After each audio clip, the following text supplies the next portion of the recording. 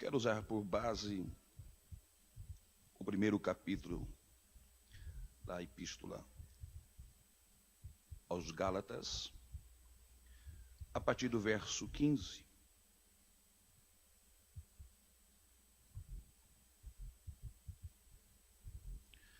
Ao verso 18. Eu quero agradecer a Deus por estar aqui com vocês, feliz por retornar a esta casa, feliz por poder estar em pé. Verdade é que, pela graça de Deus, não podemos nos gloriar em nada, senão no Senhor e na sua força, que tem nos sustentado. Eu quero agradecer ao vosso pastor Bittencourt, pelo carinho dispensado a mim e à minha casa, pastor Arthur, que tem sido muito fratelo, amigo, tem dispensado tempo, palavras para mim. Eu sei que os irmãos, a maioria deve saber, faz 1 mês e 6, 7 dias que minha esposa faleceu, me deixando com os 2 filhos, mas não estou aqui lamuriando, estou dizendo que Deus permanece fiel, bom, longânimo, misericordioso, e vamos fiel até o fim. Agradeço a essa casa, a esse campo e os vossos pastores por tanto carinho que eu recebi. Louvo a Deus por isso, é uma honra estar nessa casa. Obrigado, pastor Arthur, pastor Bittencourt, pelas mãos estendidas. Feliz e muita responsabilidade, pastor Elias. Deus abençoe o senhor, no nome de Jesus. É um prazer. Muito bem, meus irmãos. Gálatas, capítulo 1, versículo 15. Mas quando aprouve a Deus, que desde o ventre de minha mãe me separou e me chamou pela sua graça, nem tornei a Jerusalém a ter com os que já antes de mim eram apóstolos, mas parti para a Arábia e voltei outra vez a Damasco. Depois, passado 3 anos, fui a Jerusalém para ver a Pedro. Fiquei com eles 15 dias e não vi a nenhum dos outros apóstolos, senão a Tiago, irmão do Senhor. Ora, acerca do que vos escrevo, eis que diante de Deus testifico e não minto. Queridos irmãos, nós vamos ver no capítulo de número 6, exemplo de espiritualidade missional. Se você está com a sua apostila, é sabido que o apóstolo Paulo é um exemplo missionário, o espírito, a vocação missionária na vida do apóstolo Paulo. Nós vemos o mundo, ou parte dele, do antigo mundo, sendo impregnado pela pregação do evangelho por intermédio desse homem. Eu gostaria de destacar, nós temos aí vários tópicos brilhantemente escritos, mas eu queria destacar o período do chamado de Paulo, o período que nós chamamos do silêncio paulino, dos seus 14 anos, o lapidar de Deus em Paulo. E esse espaço de tempo, cronos, de 14 anos, onde Paulo, de Damasco, ele vai para a Arábia, fica 3 anos na Arábia. Passa em Jerusalém 15 dias, não é muito bem aceito, você sabe disso. Então ele desce a Tarso e fica ali cerca de 10 anos. Temos certeza que ele ficou ali na sinagoga, cultuando.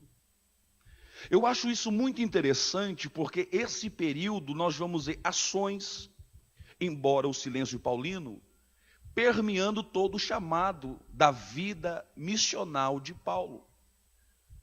Todos os tópicos que nós vamos falar, ou alguns deles que eu vou tentar falar, nós vamos ver Deus lapidando nesse chamado.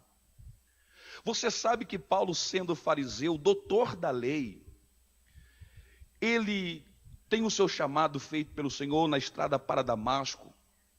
Ananias ora, recupera a visão. Há quem diga que Paulo já saiu pregando, ele saiu debatendo alguns assuntos porque era versado na lei. Mas nós não vemos Paulo já se intitulando e saindo a pregar. Paulo conhece muito da lei, mas pouco da graça. Paulo é versado no 613 sobre a lei, está sobre a vida dele. Mas o cristianismo é novidade para Paulo, a ponto que ele vai para a Arábia, vai se preparar. O espírito missional, a espiritualidade missional está em Paulo, está sendo despertada em Paulo. O chamado foi feito a ele em Atos 9. Mas entre o chamado e a realização do chamado, temos o espaço de preparação. Porque hoje nós temos o problema exatamente oposto do que Paulo faz, sendo versado na lei, conhecedor da lei. Dos 5 anos aos 13 anos, criado aos 13 anos, foi aos pés de Gamaliel, o maior ensinador daquele tempo, da casa de Hilel. Mas nós vemos Paulo se preparando. Me desculpe, irmão, mas não há desculpa para não se preparar para a obra de Deus. Não temos desculpa para não adquirir conhecimento, porque estamos vivendo hoje dias no Brasil, infelizmente, de muita gente cru. Infelizmente, eu costumo dizer que um microfone na mão de alguém despreparado é pior que um carro na mão de um alcoolizado. Vai ter problema. Eu estou vivendo um período da minha vida que alguns convites eu já não estou aceitando. Porque às vezes a gente passa muito estresse. Eu fui pregar agora esses dias, o culto começou às 16 horas, era 22 horas, ainda não tinha passado para a palavra. Eu sou assembleiano, acredito em profecia, mas irmão, é tanta coisa. O púlpito ficou apertado porque colocaram Miguel, o arcanjo, o serafim, eu não entendo mais isso. É uma falta de Bíblia, é um veneno na panela nos nossos dias.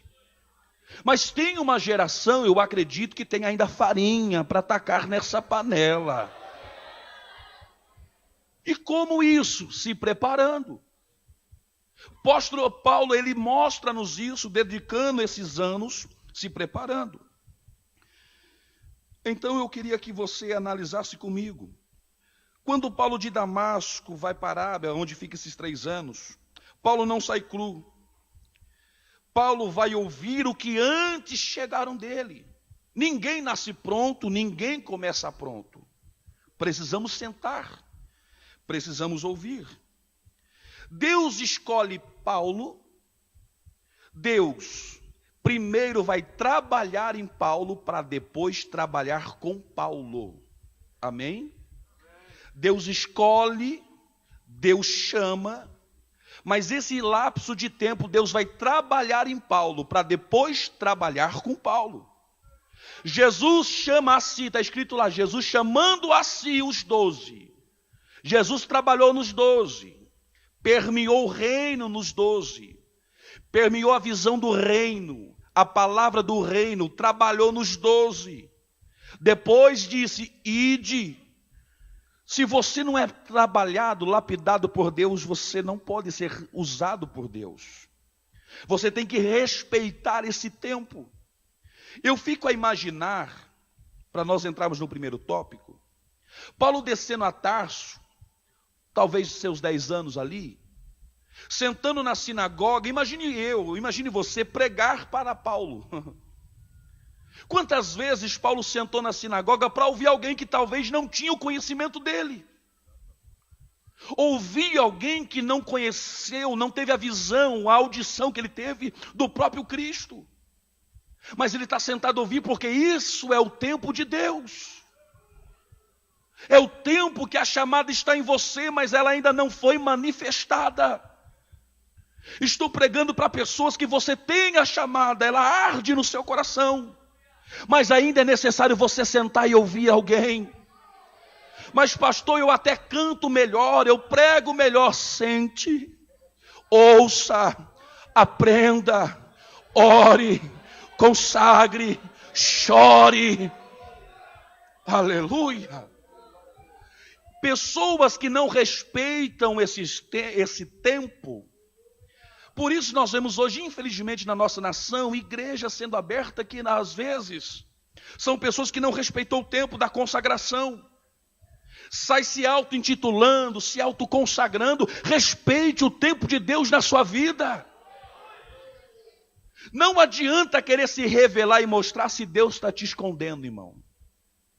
Mas também quando chega a hora de Deus te revelar, te mostrar, pode Barnabé estar na Antioquia a 300 quilômetros, Deus vai soprar o seu nome no ouvido de Barnabé, dizendo, vai buscar ele. Muito bem. O primeiro tópico nós temos, concentrou esforço em 4 províncias. Quando examinamos Romanos 15, 18, 19, podemos notar 2 elementos que resumem o trabalho missionário de Paulo. Primeiro, ele direcionou seu esforço, particularmente ao mundo não judaico, para conduzir os gentios ao conhecimento, verso 18. Segundo, ele limitou seu trabalho principalmente à área geográfica do mundo romano, onde outros ainda não haviam atuado. Ele mesmo declara que desde Jerusalém e circunvizinhanças até o Lírico, tenho divulgado o Evangelho de Cristo, verso 19. Sua missão se concentra nas 4 províncias mais populosas e prósperas. Primeira coisa, Paulo tem visão de crescimento. Paulo tem uma visão que a gente chama de empreendedora, uma visão empreendedora, visão de águia. Note que o chamado silêncio paulino, ele passa por 4 lugares. Agora, implantando o espírito missional, a obra missionária, ele implanta em 4 lugares. Eu falei para você que esse espaço do tratado da vida de Paulo se reflete na obra missional na vida de Paulo. Ele se coloca em 4 províncias que são lugares, vamos dizer numa linguagem, metrópoles. Porque Paulo quer alcançar o maior número de pessoas. Paulo está tendo a visão dizendo, o que eu prego tem potencial. E eu preciso de lugar que tenha potencial. Isso é acreditar naquilo que Deus te deu. Se você tem convicção do que Deus te deu, você pode pensar grande, projetar grande, sonhar grande, porque você sabe o que Deus te deu. O segundo pensamento que eu tenho sobre isso é que Paulo entende o seu chamado, ele sabe que foi chamado para os gentios. E eu acredito que nós temos um grande problema nisso com a pessoa entender o seu chamado. Porque há pessoas que ele fica variando, não sabendo. Ora eu quero ser missionário, ora eu quero dirigir igreja, ora eu quero cantar, ora eu quero ser pastor, ora eu quero fazer isso. Paulo, desde o momento que ele é chamado, ele identifica e sabe a vocação missional que está dentro dele. Pedro está cuidando dos judeus, da igreja, mas a vocação missional na vida de Paulo, o desejo por almas, o desejo por pregar a Cristo às nações está queimando dentro dele. Após 14 anos de espera, Paulo vai com Barnabé, vai com João Marcos e começa a implantar o reino do Senhor. É metrópole, vou entrar lá, vou levar a palavra, vidas vão se achegar. Mas é um bairro grande, é uma cidade grande, mas eu tenho potencial. Jesus me fez uma promessa, eu tenho um chamado. Existe uma palavra que queima no meu coração. Nós não temos que se envergonhar da palavra que Deus nos deu. Ouse acreditar naquilo que Deus depositou dentro do seu coração. Deus não te chamou para ficar apertado no espaço, num cubículo, para ser, como dizem por aí com todo respeito, uma pequena igrejinha. Não, existe um potencial dentro de você e você tem que valorizar isso que Deus te deu. Paulo entende isso, mas muito bem, vamos correr. Eu falo mais sobre os outros, se você puder. Vai comigo no tópico 5. Mantinha contato com a igreja base. Nós vemos isso no espaço do chamado de Paulo. Ele fica 3 anos na Arábia, mas ele vai ver o apóstolo Pedro.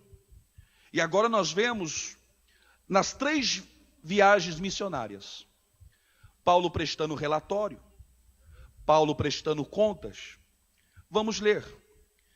Embora Paulo fosse chamado diretamente por Deus para ser um missionário, Atos 13, verso 2, Atos 9, verso 15, ele é confirmado e enviado por uma igreja local.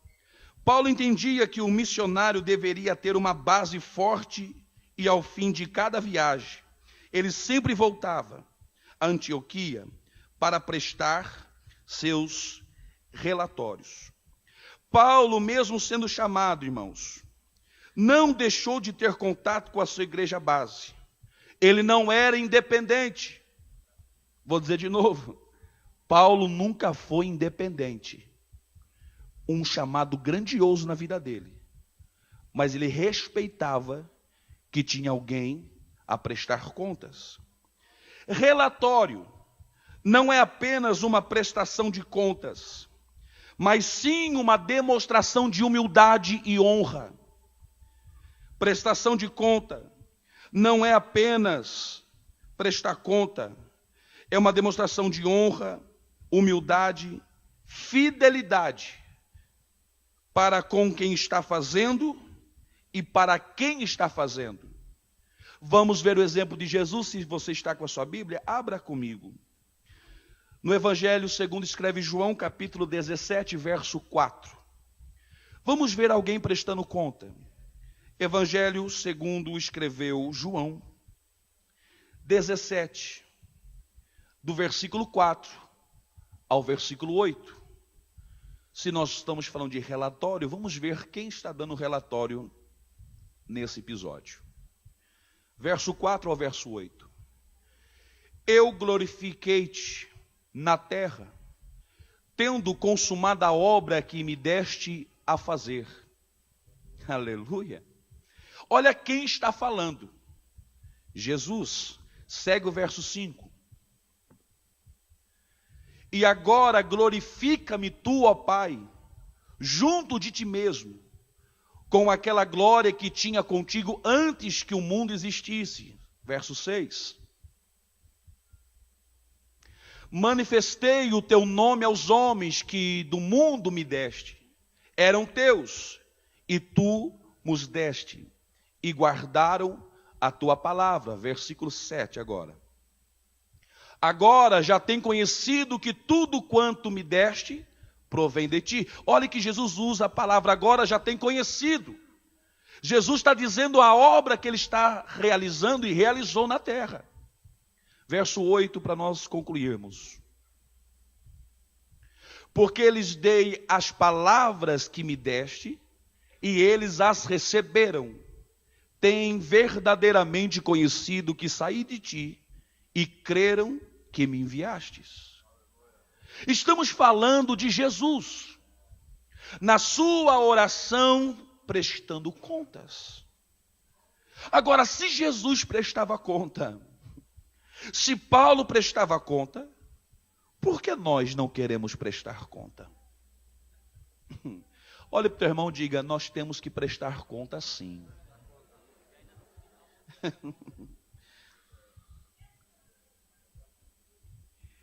Você tem que aprender que aqui você vai prestar conta. E um dia, perante o grande tribunal de Cristo, você vai ter que prestar conta sim. Ter uma igreja base é ser pastoreado, cuidado, tratado, discipulado. Ninguém se autopastoreia. Existe um câncer crescendo no Brasil que se intitula os desigrejados. Eu sou meu pastor. Não preciso ir na igreja.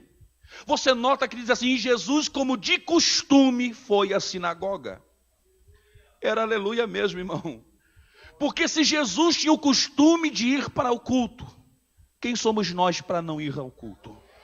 Você precisa ser pastoreado.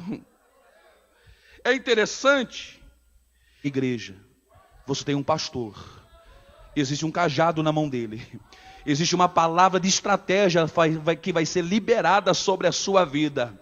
Amém, meus irmãos? Tópico de número 7. Trabalhava sempre em equipe. Aleluia, irmãos. Isso aqui é gostoso.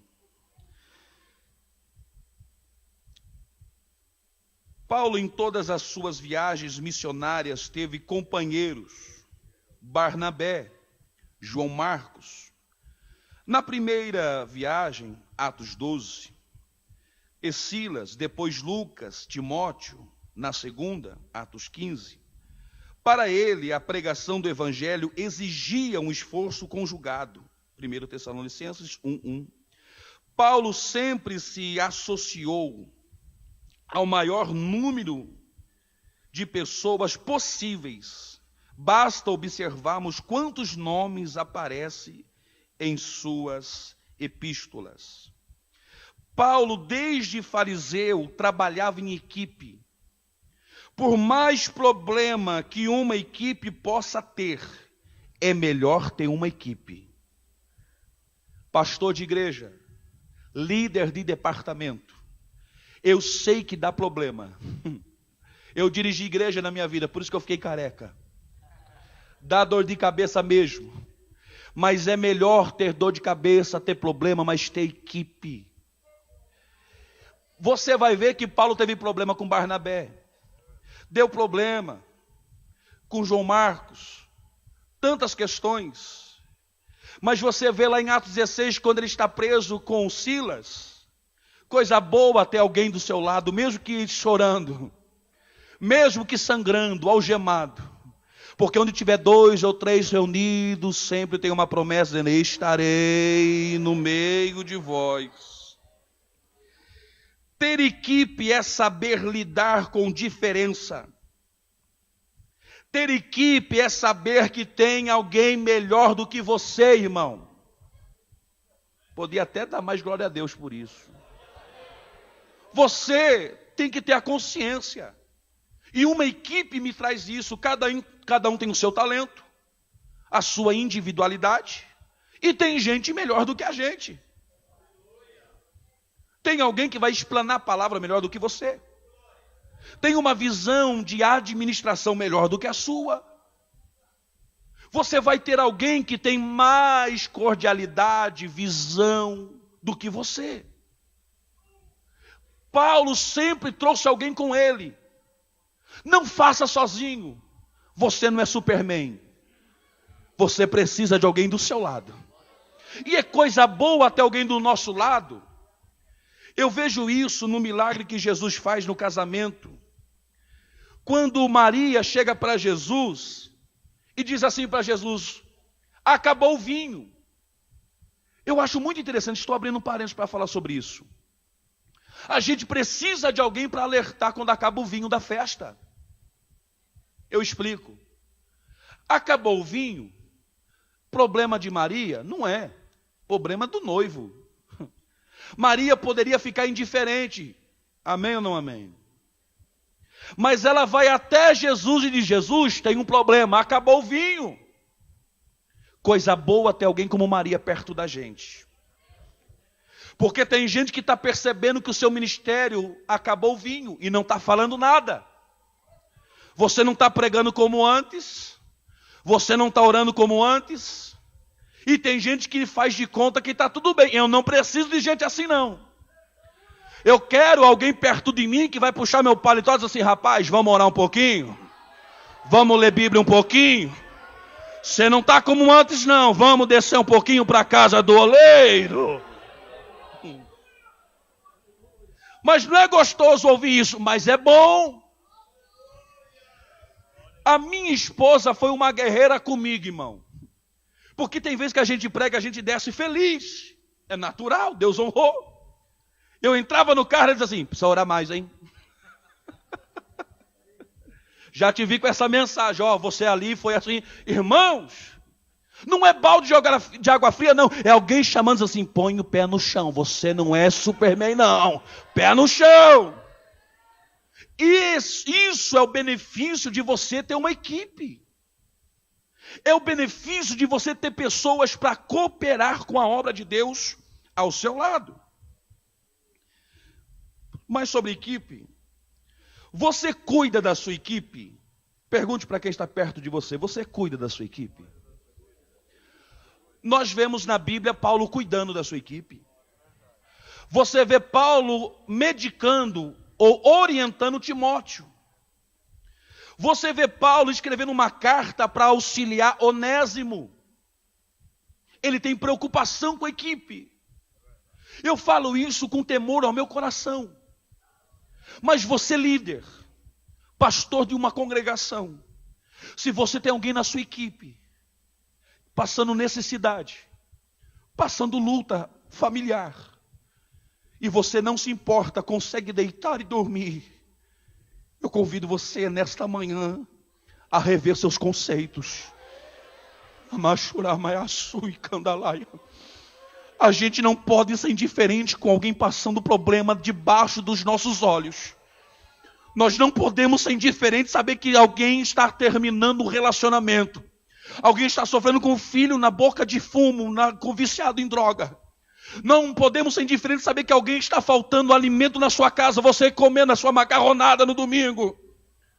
Alguém com dificuldade para pagar seu aluguel e você deitado assistindo uma televisão no seu confortável sofá.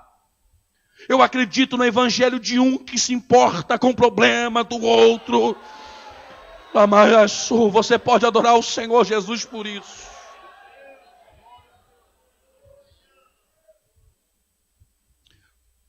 Você tem que se importar com os problemas de sua equipe. Nós vemos isso no espaço que eu disse a vocês, do silêncio paulino. Quem seria Paulo? Está certo que é o chamado de Deus, mas Deus usou quem? Primeiro, Ananias, que foi lá na casa do crente Judas. Olha que interessante isso aqui, irmãos, preste atenção nisso. Paulo estava indo para Damasco para matar, talvez, prender, talvez, Judas. E agora ele está hospedado na casa desse homem. Precisou de alguém. Ananias foi orar por ele. Barnabé foi buscar ele lá em Tarso. Então isso se reflete no ministério de Paulo. Ele sabe que ninguém faz a obra sozinho. Era glória a Deus, irmão. Fale para quem está perto de você, ninguém faz a obra sozinho. A prova disso é que Jesus deixou o Consolador para você não ficar sozinho. Aleluia. Muito bem. Você pode virar a página da sua apostila, ou não, o tópico 8. Vamos falar sobre isso. Isso aqui estava muito querendo falar. Comunicou uma mensagem imutável.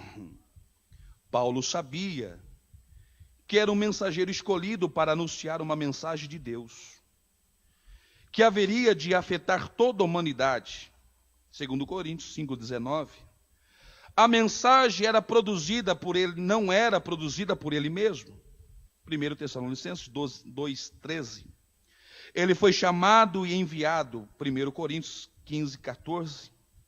E a sua própria vida havia sido transformada por esta mensagem, que agora pregava com toda a intrepidez e confiança. A única mensagem de Paulo, meus irmãos, era da salvação. Vou dizer de novo. A mensagem pregada no ministério paulino é a mensagem salvífica. Tem melhor mensagem para se pregar do que a mensagem da cruz da salvação? É verdade que de várias formas. Aos gregos, com mais filosofia. Aos incautos, aqueles que não tinham conhecimento, uma mensagem mais simples. Mas a mensagem era única, salvação. Essa mensagem vinha de um convívio com Deus e com o Espírito Santo. Eu quero dizer isso de novo. A mensagem pregada por Paulo é uma mensagem que vinha de um convívio com Deus e com o Espírito Santo. Sou apto ao estudo. Eu estudo até hoje. Me programo ano que vem para fazer pós.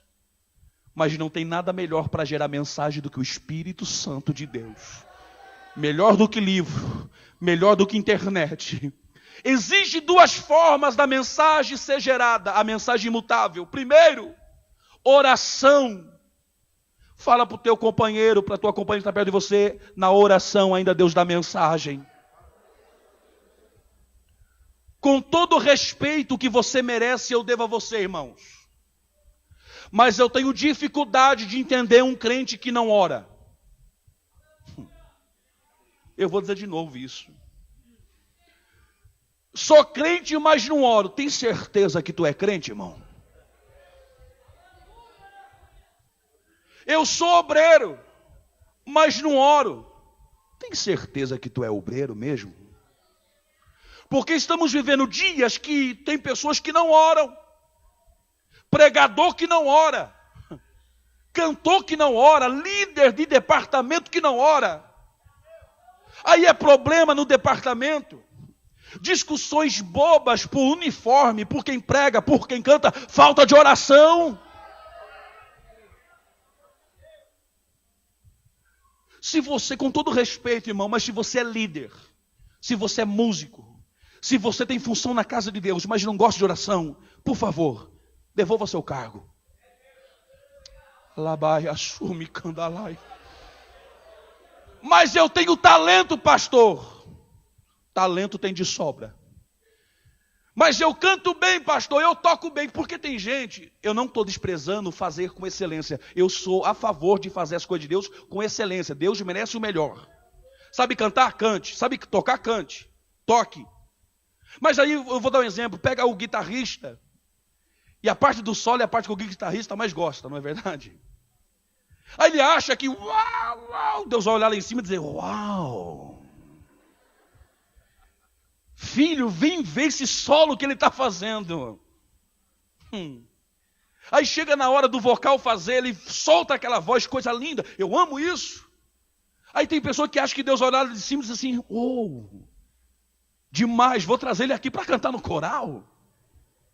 As suas técnicas, a sua habilidade não move os céus.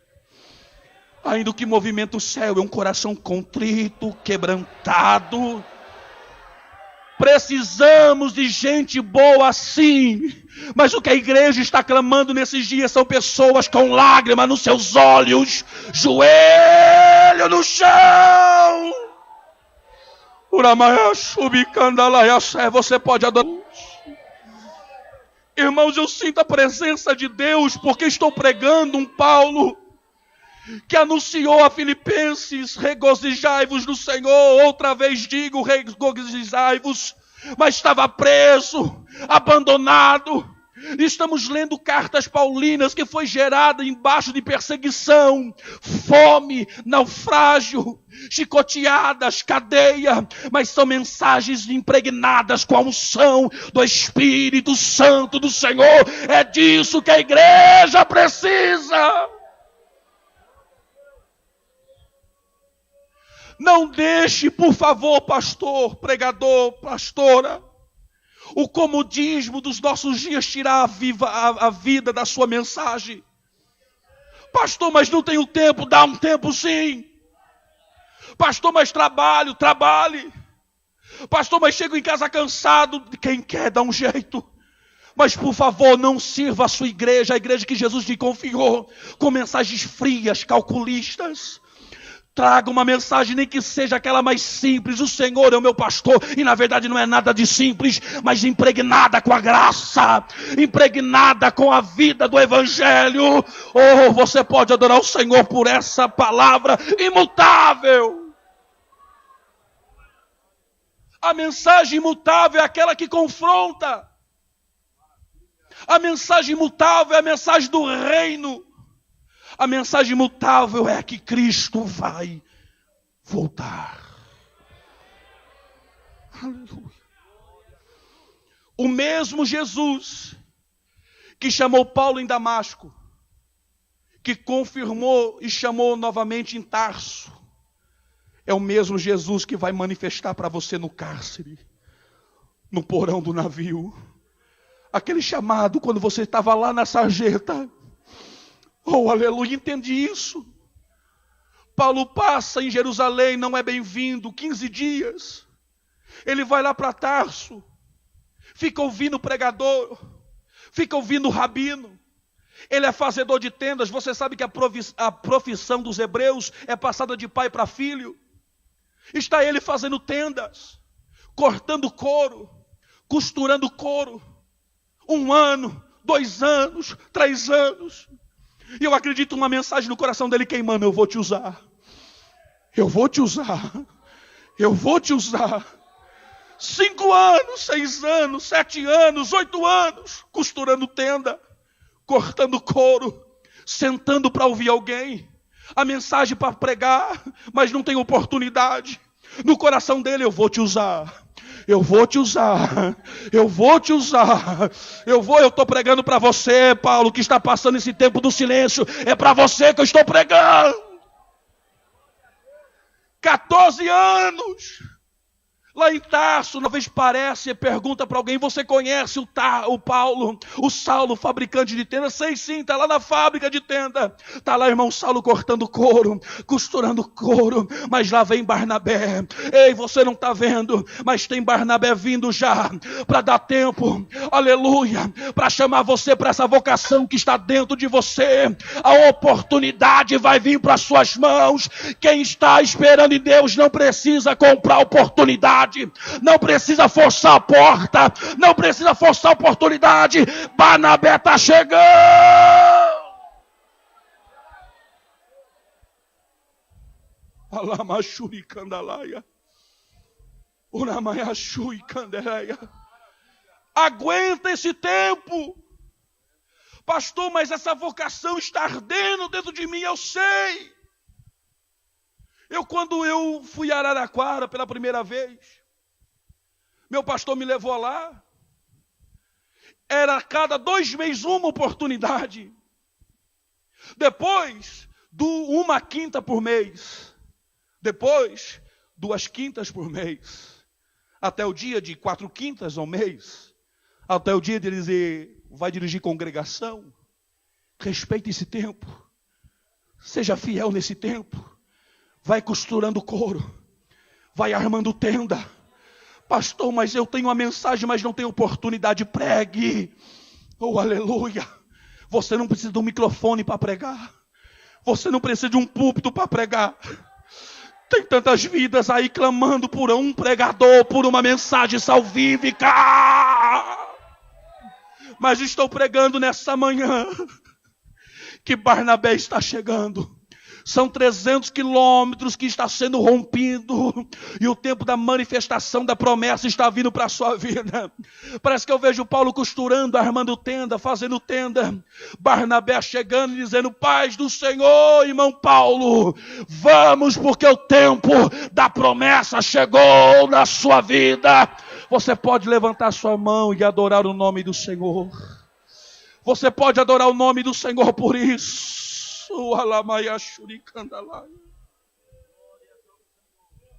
Essa mensagem imutável. Paulo sabe o período de espera, o período de preparação que ele teve.